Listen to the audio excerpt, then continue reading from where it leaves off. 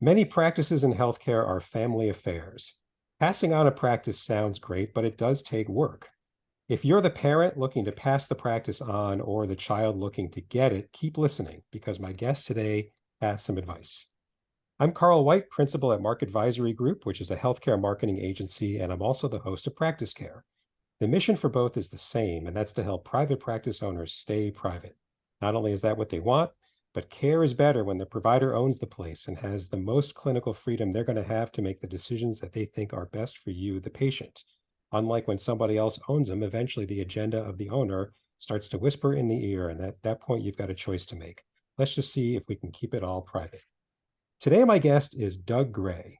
Doug is always focused on outcome-based leader development.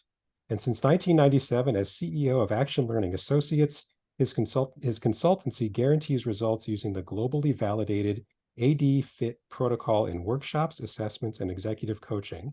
And his clients also include many family businesses. Doug and his family live near Nashville, Tennessee. Doug, thanks for taking some time to come on PracticeCare. Glad to help. Hope it's useful for folks. Yep. Yeah, me too. I'm sure it will be. As I was saying to you before we started recording, my family dentist is a father-son practice. So family business, family practice all over the place. Before we get into that a bit, though, more, just give us your background, to kind of fill it in more than what I read in your bio. Tell us a bit about the family business part of your practice as well. Well, it's huge. And perhaps like a lot of consultants, mine has shifted over the last couple of decades. Okay. Because that's where my passion is, but that's where the money is. And that's perhaps, you know, this 60% of our GDP. I didn't know that. That is Wow. family businesses. Right. People don't talk about it. We talk generally about healthcare, which is what, 20% of our GDP? Something like that. Yeah. There's, I'm sure, an overlap. I don't know what the percentages are of Right. family owned, but they're significant. In part, I think that's important because we're not serving that population particularly well. Mm-hmm. And we know what works. So I've recently, I guess 5 years ago, joined the Family Business Consulting Group, which is the premier consultancy in North America. Mm-hmm. There's 34 of us, most are PhDs. We all write books and share information and do free podcasts, just like this. Yes. People. And the reason is because we care passionately about succession, which is that father and son you just mentioned, Mm-hmm. continuity, which is what happens over time. Their surname and that brand is something that should be distributed over time, right? Then it becomes a dynasty or a legacy.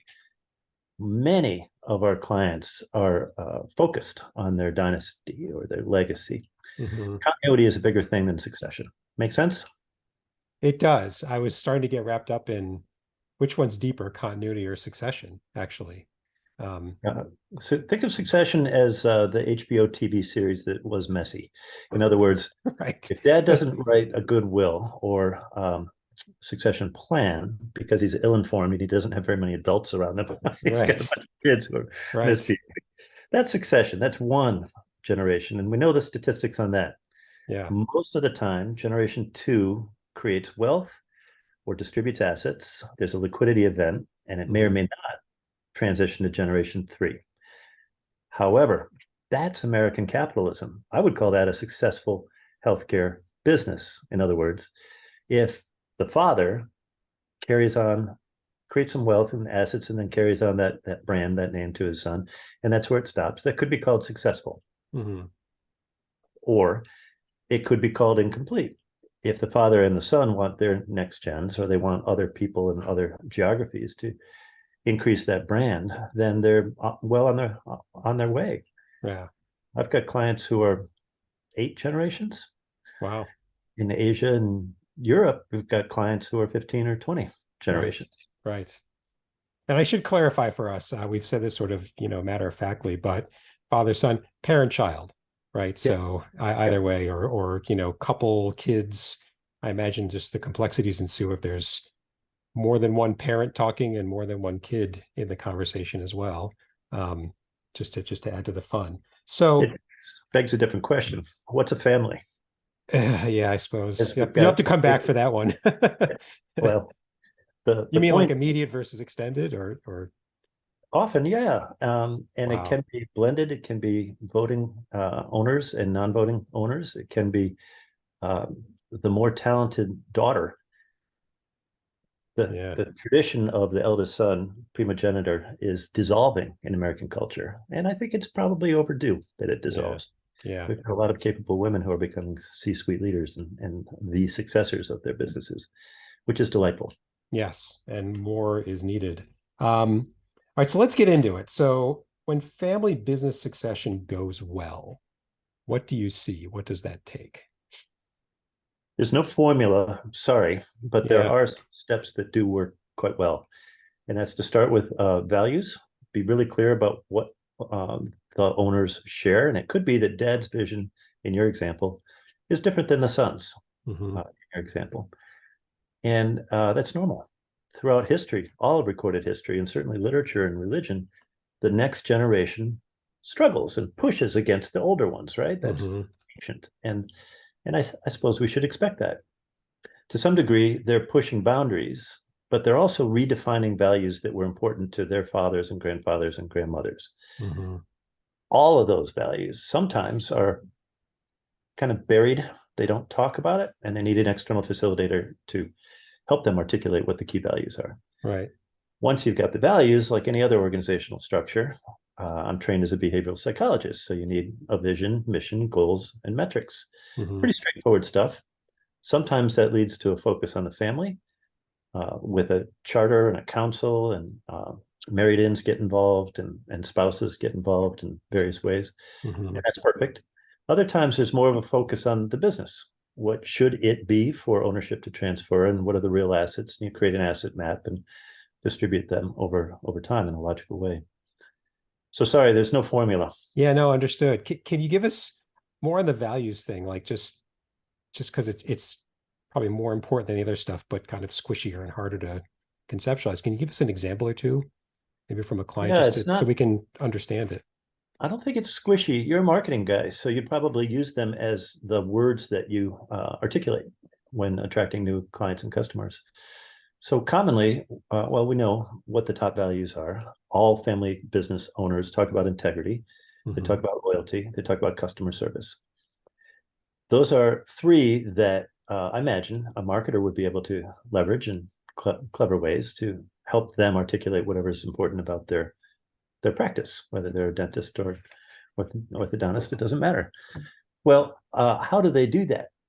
So you wanted a success story. I'll give you one. Yeah. One that two board certified father and son team, and they have a tremendous reputation in a city somewhere in the Midwest. Okay. And they're so good that people come from other cities to work with them, and they've got a Hmm. tremendous following. Not because they publish a lot of articles or advertise on billboards. They don't do any of that.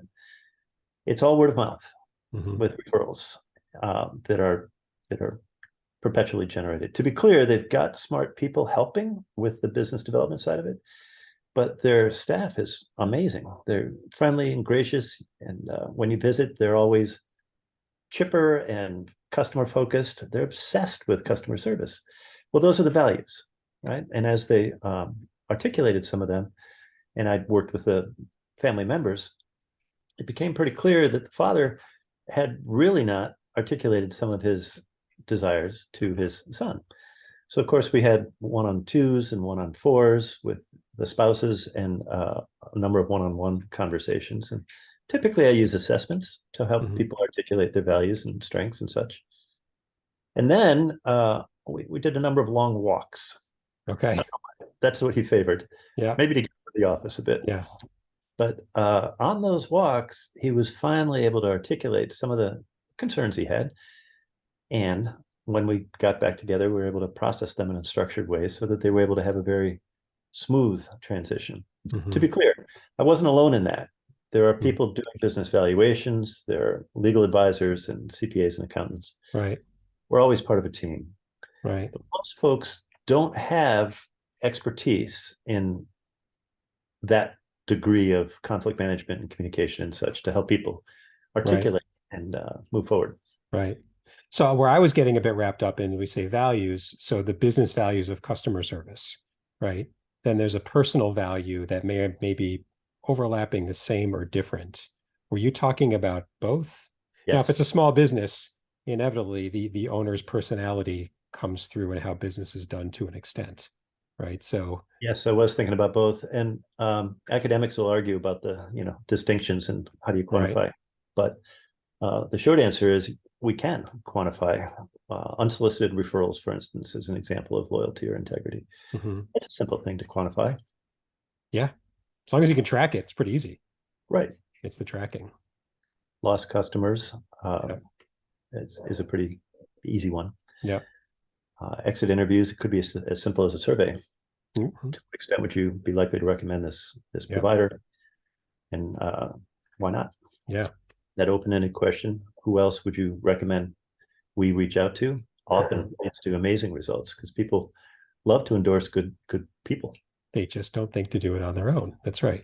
So they need to be nudged. Yeah. Correct. Those are Correct. behavioral nudges that you and I know are important. Right. Right. So you kind of get it all out, and your practice says, let's help you figure out what you have to all get out, all of you, so we can start to make sense of it and kind of come to agreements. When family succession does not go well, what do you see? Is it more than just the opposite of what you just said? Yeah, it is more. I would say because people can be passive aggressive or conflict avoidant, You don't say. especially family members. And there's a couple of reasons for that. If Aunt Sally said something critical about my daughter 20 years ago, I might be inclined to remember Aunt Sally's comment, right? Because in our limbic system, we recall negative memories longer and deeper in an emotional way. Well, that would prevent me from ever having a candid conversation with Aunt Sally unless Doug is there to facilitate the process Right. and encourage it to happen. So we get passive avoidant or aggressive in various ways when we have a negative trigger or when we don't know any better. Mm-hmm. In contrast to bigger organizations like the largest healthcare companies that you can imagine, Mm-hmm. they are schooled in how to provide professional feedback in a way that's not going to alienate the future relationship, right? Independent practitioners, Maybe, having been through that on both sides, but I know what you mean. and I've provided much of that Yeah. for Fortune 200 companies. In contrast, some of the independent physicians that I've worked with and clinicians have never been taught those skills. No. They're skillful, they're brilliant, they love their work or their people or their geography, and they're good, thankfully, at filling that niche. However, when it comes to schooling up the next gens or the millennial who thinks, I really ought to have every Friday off, Mm-hmm.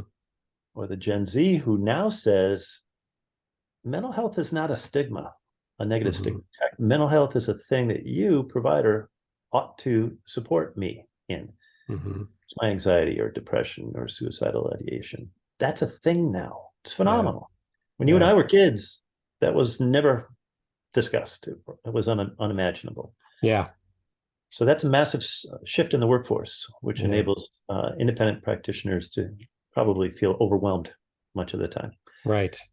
How do I retain this qualified Gen Z office assistant? Yeah. And so how do you, when you don't even necessarily agree on the problem, how do you Right. come together to solve it, let alone to succeed it? To think about handing it over. Interesting. It just Well, the adds like bottom a line, fourth dimension, I guess, right? yeah, I don't know how many dimensions there are to Yeah, it. a lot. The bottom line to that is the owners make the call always. And one of the things we're learning from the younger workforce is that they tolerate diversity and discord and different points of view in a very delightful way. How so? What if you've got a nurse, I'm going to make up an example here, Okay. who red hair that's spiked and tattoos and nose rings and is charming. Yeah. Yeah. Population is a bunch of older people in Mm-hmm. a town that's losing its younger population. Mm. They may not trust that individual, frankly, because of her appearance. Well, she might be the most gracious, loving angel you've ever met, Mm-hmm. but there's a disconnect. Yeah. Some of the times I see this as employers are looking to hire and attract nurses Mm-hmm. at risk of burnout. My sister's in that profession. Mm-hmm. And you see the signing bonuses all the time, 10K here and 15K there. Why? I think it's in part because the stigma of what that role was is evolving. And we're seeing a need now for hybrid medicine, hybrid care, amazingly talented, specialized care as we take care of the older folks and the middle-aged folks. Yeah. Okay. It's exciting. It is. It is. As you were describing, I was like, look, if she's nice, that's right. What else really matters, right? It's competent and nice. That's about it. Yeah. In part because you're a different guy than some of the potential Maybe so. Customers. The rest of it's too complicated. It's like really, it's a lot of negative energy and whatever. Why? But I take your point. Do you see, compared to what you talked about, what it takes to go well, what you see, what it takes when it goes poorly? Do you see any special unique issues when it comes to a medical practice, a dental practice, a provider-based practice, other than the things that they need to think about on top of the stuff we've been talking about? In many ways, it's simpler than a manufacturing plant or a retail family-owned business. Most of our clients are in those sectors, in part because they're bigger and they're more complex and they've been around longer. But I think medical practices are generally G1 and G2. The founder or the older person generation, okay, yeah, is generation 1, right? And then they want to pass it on to generation 2. Well, that simplifies things in many ways. It might just be those two. It might be a couple of their kids. It might be a practice with 2 or 4 or 6 older folks who are then looking at a similar number of younger folks. But that's fairly simple numerically. Okay. So is it that simplicity versus complexity? Simpler means it's maybe the first time it's being passed and there's fewer number of people versus the 6th generation and all the stuff from the first 5 generations have to be baked into the consideration also? I think so. Docs have always been good. Physicians have always been good at maintaining confidentiality and focusing on clients. That's a gift, and it's unique. It's a sample population with tremendous strengths in those capacities. But that doesn't mean they're good business people. No, and I was going to ask you. There was a thought that I had. Might it be more difficult because you've got the business side to pass on, but then I wonder. I don't know if this is true or not. If providers care about how their craft is practiced also. So I'm a pediatrician and I'm passing it on, and I the father, I the parent, I've got some quibbles about how you practice medicine. Would that add to the problems? Is that a common, or do I don't know, if I keep up with things, I know it's practiced differently today than when I was around, when I started or whatever. Does it make it harder or easier does the clinical side need to be aligned, values everything the way the business side does, in your experience? You know the answer to that. Every physician I've ever met complains about how much time they spend in front of a keyboard. If they're spending 40% of their day entering client notes, patient notes, or data, when they can't afford to pay a scribe. My daughter was a medical scribe for a while, and that's an out-of-pocket expense for most physicians.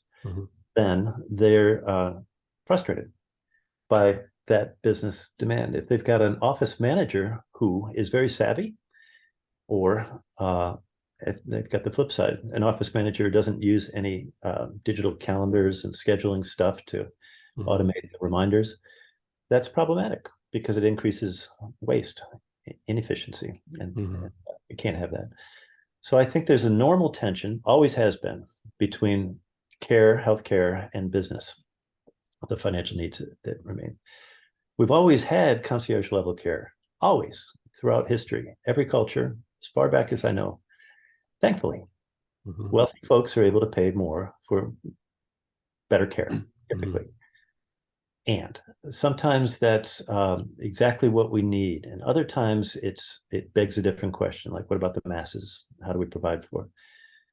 I think the other thing that is a factor in this transition is technology. As we embrace telemedicine amid COVID, for instance, that was an accelerated rate of adoption. Years ago, I went to a telemedicine conference in LA where people were speculative and they were sharing some of the tools and such that were on the horizon. They became the norm in months, in whatever year that was. 2020 or 2021, whenever Something like March. that. Yeah. Yeah. March of 20. Yes. The day. Yeah. And I guess those are examples of our capacity to adapt to the social needs and the technology that's Mhm. available. So you're saying that from a clinical practice point of view, there could be some friction. Technology as an example. If parent says is resistant and child is accepting, could be a real friction point. Even to talk about succession. Yep. Wow. Mm-hmm. Okay. I didn't Well, consider think of that could it. rise to that level. Well, consider it this way: digital natives are born after what, 96 or something like that. The Sounds point right. is, there's a line there. Yeah. Both of our kids are digital natives. They're digitally trusting. They're savvy. They're clueless at times because they're Yeah. too trusting, right? That's what I And was thinking. always discern between what's real and what's fake, and don't always look for validation. But that fact means that they're gonna look to an app for data, Mhm. or TikTok for their Trust news, whatever they see. Yes. right? And I think that will only increase. Yeah. Yes. Yeah. People need, yeah, I totally agree. Um, I'm wondering if you've got like a horror story, just something that's interesting but also instructive for listeners. Um, Because nobody thinks it could happen to them, right? But there are anything's lots of horror possible. stories, and most of the time they occur because people withhold information or they have a fixed mindset. So those are the two things I assess whenever I have a first conversation with somebody. Okay. So what do I mean? A growth mindset is when you're open to learning and asking questions, and they're open ended. And most clinicians use a growth mindset to assess, or in that parlance, to diagnose and treat. You're Hmm. trained to do so. A fixed mindset is when you say, we cannot do X, or I cannot change, or we tried that here decades ago, and of course we can't do that today. Right. There's abundant fixed mindsets. And what it means often is that people withhold information. Mm. If I know a different way to do something, but I'm reluctant to share it with a family member or a colleague in my business, the business will not evolve and adapt.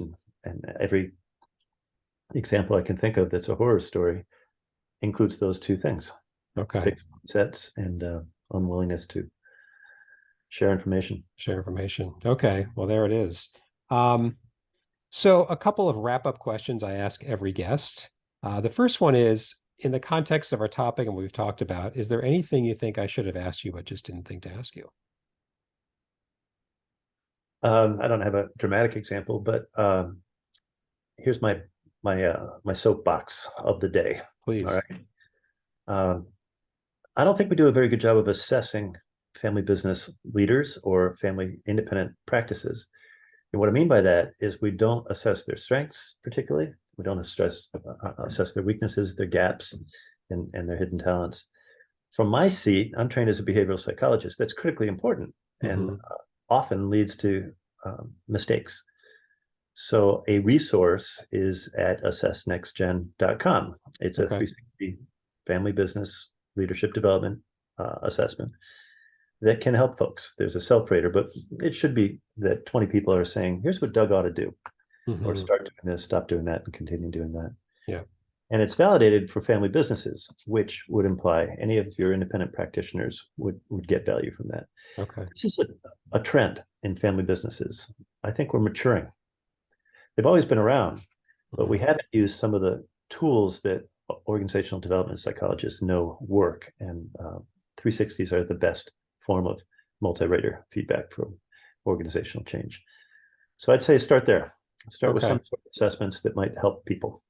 They are good. I've been on both sides of them, and when used properly, they're really really instructive and useful. Why is that? Do you think it's just lack of awareness for the family business category?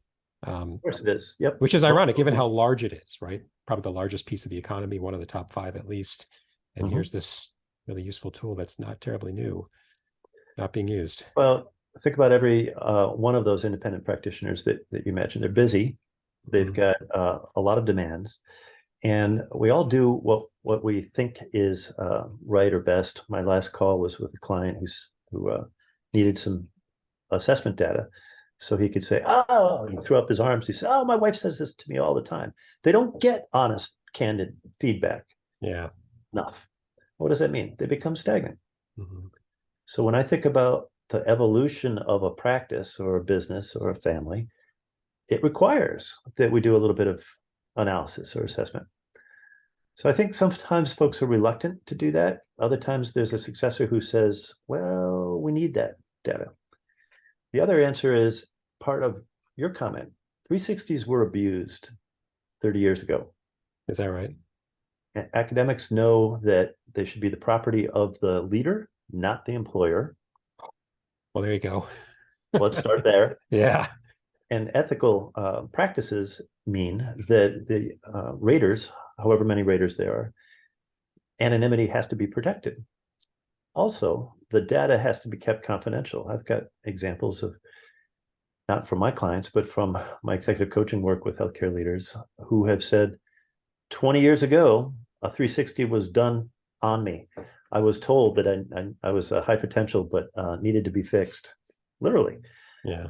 That was pulled out of an HR file 15 years later, and that person was told, no, you cannot be a VP in this organization for the following reasons. And they said, what? Mm-hmm. How about that for a compelling reason to leave that organization? Mm-hmm. So when it's not ethically distributed and used in a manner that promotes the development of an individual's career, that's a problem. Well, academics have overcome all that. We've overcome all that, but the field, I think, needs to step up and Okay. use some of that a little bit more. Okay. Um, Excellent. And then the other question I ask is, so we've got some listeners, and let's say some of them are in this situation and they've been thinking about this, but they're kind of standing still. What are one or two practical tips you would say to them, to get started? What do we all do now? We ask for help. Mm-hmm. I think so often mid-career burnt out docs are reluctant to ask for help. And the statistics, physicians and nurses are the highest, have the highest rate of burnout out of the profession, which is terrifying when we think about the amount of care that we all need. You and I are going to go to a nurse or a doc sometime soon. And when we do, we don't want the burned out one. We want that one who is asked for help. So where do you go to ask for help? I'll give you another link or resource. The FBCG is hard to say over a podcast, but Family Business Consulting Group, with the word "the" in front of it. There are hundreds of articles on succession, on healthcare, on family charters and owner agreements, and all of them are there free so that people can learn what we know to be true. In other words, what works. Yeah. We write a lot of books. We share a lot of content, in part because there's a lot of nonsense out there. I've had a lot of clients, doctors, who say, Dr. Google is not real. I'm sure you've seen the coffee cups or the t-shirts that say that. Yeah.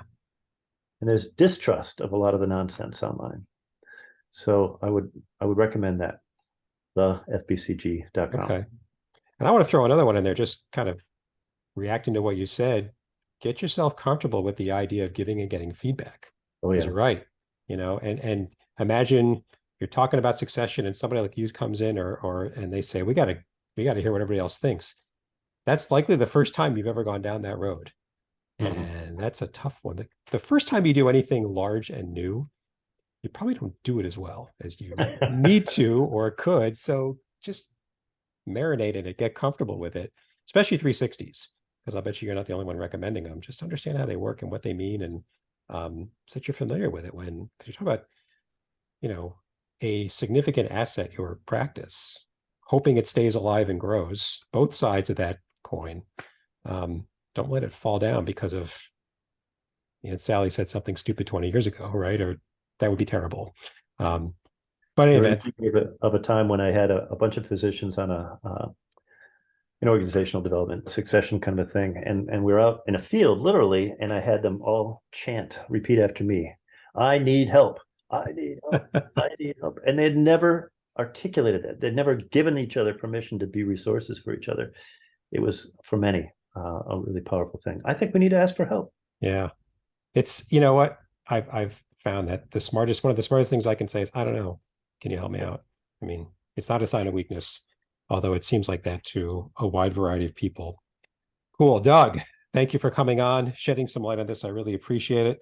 Uh, Doug Gray, we're going to put all of your contact information in the show notes for your episode so that anyone who wants to get a hold of you can do so. And a couple of other points before we wrap up. First, if you are someone like Doug or I who seeks to serve private practice owners and you've got some expertise you'd like to share, or if you are a private practice owner yourself and you have figured out something or many things on the business side of private practice and you want to tell others about it, in either case, please, we want to find out who you are so we can get you scheduled. In the show notes for Doug's episode and every episode, there's a link, a couple of questions, tell us what's on your mind so that we can get you scheduled as soon as possible. And finally, if you haven't done so already, please subscribe to PracticeCare. We're on Apple, Spotify, Google, all the major platforms. We do a new episode a week, so that subscribe so that you can stay up on new episodes. Thanks very much, and until next time.